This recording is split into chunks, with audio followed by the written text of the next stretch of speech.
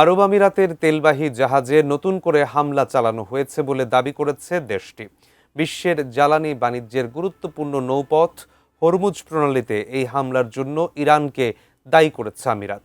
এই প্রণালী যুক্তরাষ্ট্রের নিয়ন্ত্রণে রয়েছে। মার্কিন প্রেসিডেন্ট ডোনাল্ড ট্রাম্পের এমন দাবির পরপরই এ হামলা হলো। বিস্তারিত থাকছে ডেস্ক রিপোর্টে।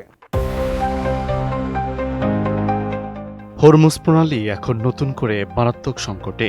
রয়টার্সের প্রতিবেদনে বলা হয়, শুক্রবার সন্ধ্যায় সংযুক্ত আরব আমিরাতের জাতীয় তেল কোম্পানি এডিএনওসি সংশ্লিষ্ট একটি জাহাজে হামলা করা হয়। আমিরাতের দাবি, ইরান এই হামলা চালিয়েছে। এডিএনওসি জানিয়েছে ঘটনায় কোনো হতাহত হয়নি এবং পরিস্থিতি নিয়ন্ত্রণে আনা হয়েছে।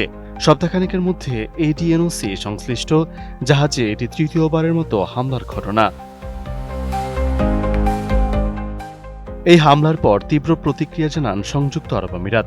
দেশটির প্রেসিডেন্টের কূটনৈতিক উপদেষ্টা আনোয়ার গার্গাস বলেন, আবুধাবি দেশের সার্বভৌমত্ব স্বার্থ রক্ষায় পদক্ষেপ নেবে, তবে একই সঙ্গে কূটনৈতিক আলোচনার পথ খোলা রাখার কথাও জানান তিনি। দেশটির পররাষ্ট্র মন্ত্রণালয় ইরানকে হামলা বন্ধ এবং হরমুজ প্রণালী পুরোপুরি খুলে দেওয়ার আহ্বান জানিয়েছে, যদিও এই অভিযোগের বিষয়ে তাৎক্ষণিকভাবে তেহরানের কোনো মন্তব্য পাওয়া যায়নি।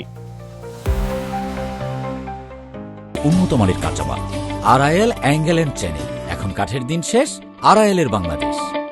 এডিএনওসি জাহাজের হামলার ঘটনায় হরমুজের নিরাপত্তা পরিস্থিতি নিয়ে উদ্বেগ আরও বাড়ছে, কারণ বিশ্বের অন্যতম ব্যস্ত জ্বালানি রুট এই প্রণালী দিয়ে যুদ্ধের আগে প্রতিদিন 130 থেকে 140টি জাহাজ চলাচল করত। কিন্তু কেপলারের তথ্য অনুযায়ী বৃহস্পতিবার সেখানে মাত্র 9টি পণ্যবাহী জাহাজ চলাচল করেছে। আগের দিন বুধবার এই সংখ্যা ছিল মাত্র 5। অর্থাৎ যুদ্ধ ও হামলার আশঙ্কায় প্রণালীতে বাণিজ্যিক জাহাজ চলাচল স্বাভাবিক সময়ের তুলনায় অনেক কমে গেছে।